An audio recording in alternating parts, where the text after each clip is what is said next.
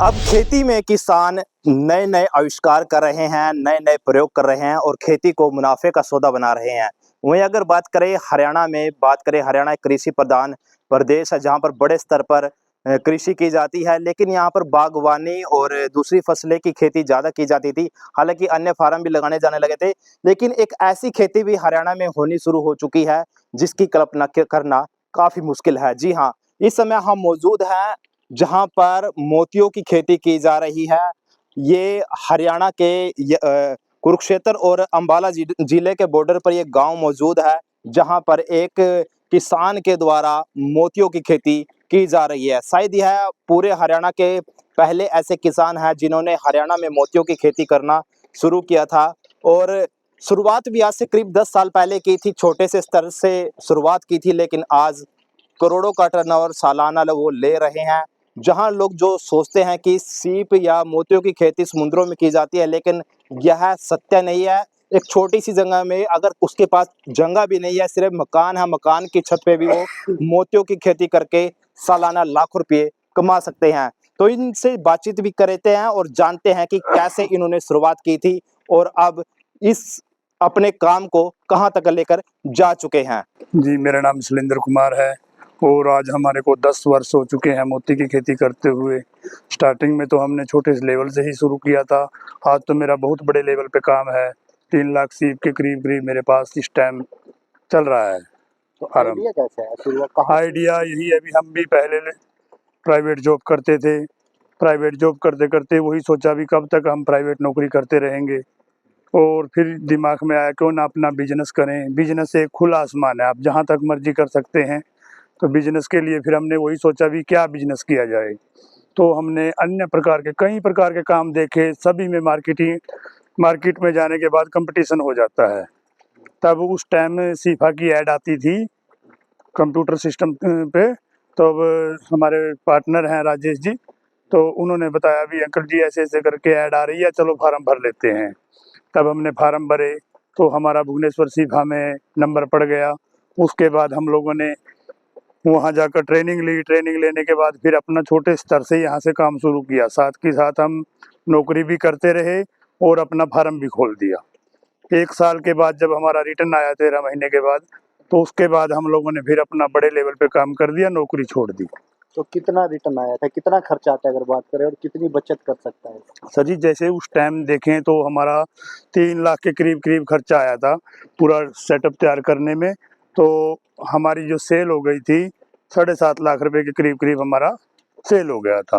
तो कितनी जगह की जरूरत पड़ती है इसके लिए, अगर कोई किसान करना चाहे?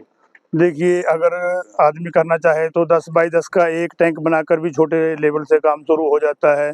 अगर आपके पास आंगन में जगह नहीं है, आप छत के ऊपर भी जगह काम कर सकते हैं।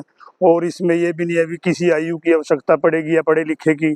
इसमें तो कोई भी आदमी कभी भी कर सकता है, चाहे इसमें लेडीज़ हो, चाहे विकलांग आदमी हो, चाहे कोई युवा हो, चाहे कोई बुजुर्ग आदमी हो, कोई भी इस काम को कर लेगा। कितने लोगों की जरूरत पड़ती है अगर बात की जाए तो? जैसे हम ये फार्म देख रहे हैं मेरे यहाँ, तो अगर हम इसमें भी देखते हैं तो इसमें भी एक आदमी की हमारे को परमानेंट आवश्यकता नहीं है। जो आदमी इसमें काम सीखेगा, ट्रेनिंग लेगा इसकी, वही आदमी अकेला ही कर सकता है। इसमें ज़्यादा लंबा चौड़ा काम नहीं है, पार्ट टाइम काम है। इसमें तो वही है, अभी जैसे स्टार्टिंग के 15 दिन होते हैं जब हम सीप को अपने यहाँ वातावरण में ढलान करते हैं, उस वक्त हमारे को 1 घंटा डेली देना होता है। उसके बाद तो हर 15 दिन के बाद 1 घंटा देना होगा। तो क्या खाने के लिए क्या दिए, तो क्या फीड दी जाती है? खाने के लिए कैल्शियम देते हैं, 06 प्लैंकटन देते हैं, और भी अपने घर का जैसे खाना, दही है, लस्सी है, दूध है कच्चा, वो भी हम इसको दे सकते हैं। तो मोती किस प्रकार से तैयार होता है इसके अंदर? मोती जैसे हम कोई भी आकृति है, अब मेरे से तो कंपनी जुड़ी हुई है, बहुत सी कंपनियां जुड़ी हुई है, वो अपना डिजाइन मेरे को देती है। मैं आगे जो मेरे से काम करके सीख कर मेरे यहाँ ट्रेनिंग लेकर आगे किसान काम कर रहे हैं, मैं उनको वही गाइड करता हूँ, भैया आप कंपनी का डिजाइन डालिए ताकि कल आप मार्केट में बेच भी सको। कंपनी का ही माल मार्केट में बिकता है, अन्य माल कोई, अब जैसे नकली नोट होता है, नकली नोट तो कोई नहीं चलेगा। आरबीआई का नोट आप कहीं भी चला देंगे वहीं चल जाएगा, क्योंकि वो एक रजिस्टर्ड कंपनी हो गई। अब जैसे नकली नोट है, नकली थोड़ी चलेगा। इसी प्रकार कई लोग ठगे जाते हैं, नकली न्यूक्लियस बेच रहे हैं अपने बनाकर, लेकिन वो बिकते नहीं है मार्केट में। तो सीप किस प्रकार से काम करते हैं, ये जो जीव होता है, और किस प्रकार से मोती तैयार होता है? इसमें वही है भी, जैसे हम मान लो डिजाइनर का काम कर रहे हैं, डिजाइनर का काम करने में हमारे को 13 महीने का समय लगता है मोती तैयार होने में। एक सीप के अंदर से 2 मोती तैयार होते हैं। जैसे हम इसके अंदर प्लांटेशन करेंगे, कोई भी डिजाइन प्लांट कर दिया हमने, किसी भी देवी देवता की आकृति डाल दी, तो 13 महीने बाद हमारे को मोती रूप में सीप तैयार करके दे देगा। तो कीमत क्या रहती है, जो मोती होते हैं उनकी कीमत क्या रहती है? हाँ, जैसे सीप के मोती की कीमत देके हम 80 रुपए से लेकर 300 रुपए तक क्वालिटी के हिसाब से बिकता है। जैसी क्वालिटी होती है वैसा रेट होता है। तो कहाँ कहाँ अब आप मोती बेचते हो? मेरे सूरत, बॉम्बे, हैदराबाद में मोती बिकता है।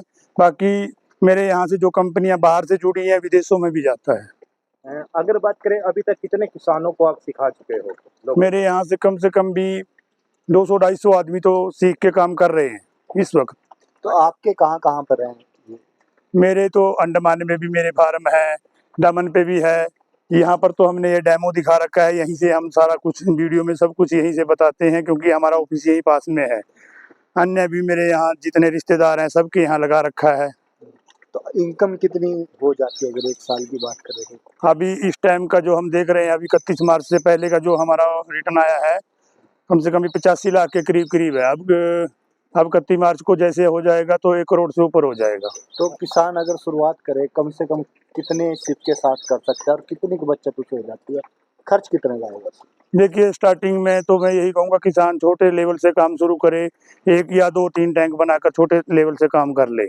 इसमें वही है, अभी खर्चा देखते हैं तो एक सीप का खर्चा 45 रुपीज़ 1 पीस रहता है, यानी कि 45 रुपये एक सीप का खर्चा।